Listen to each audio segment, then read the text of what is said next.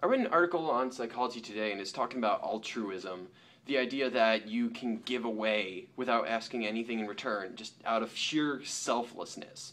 But it's talking about how psychologically that might not be realistic, like it might not be real, because whenever we do something, there's always something that's sort of expected in return.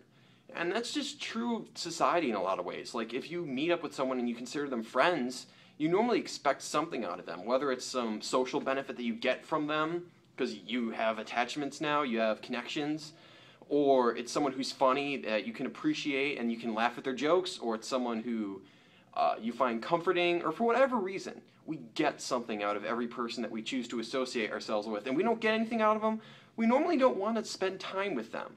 That's just the way that people's minds tend to work. And it's very interesting. I've read a good number of things on this topic, and it really interests me what the cause of selflessness is. Because, I don't know, I want to believe that it's just like out of the goodness of our hearts, because human beings are really good deep down.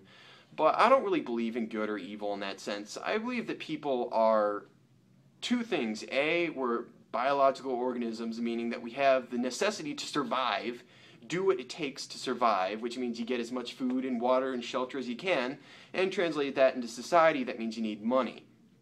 So inherently we are greedy. Not because we're evil, but just because it's in our nature to. And second off, we tend to be social. We seek the approval of others because we understand that we can't make it alone. Working with others helps us.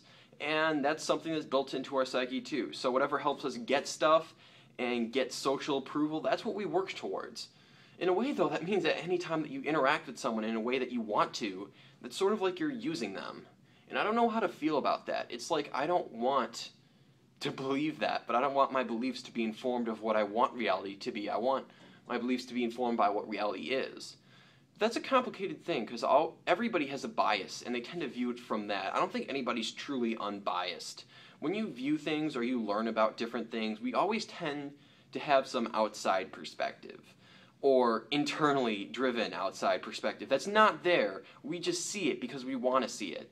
And that's the way I feel about this. I want to feel like people just really are good and can give for nothing. And we can feel like we're giving for nothing, but there's always a catch. There's no such thing as a free gift, ever. Like if you're helping someone move, or you buy someone a new TV for Christmas or something, there's nothing that's ever a free gift.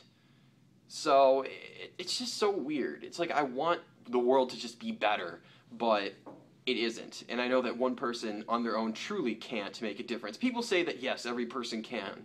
But honestly, you know that it's not true. What is true is action collectively makes a difference. So that one person can serve as an example. Like Martin Luther King Jr. or Gandhi obviously changed things, but that's because they were a leader and they got other people to follow them. You can be a symbol for other people, but on your own, you're not going to change anything.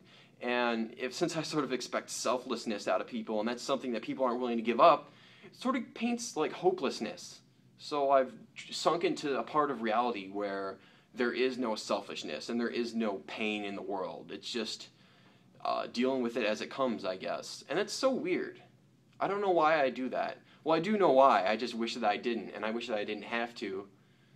I don't know. It's weird.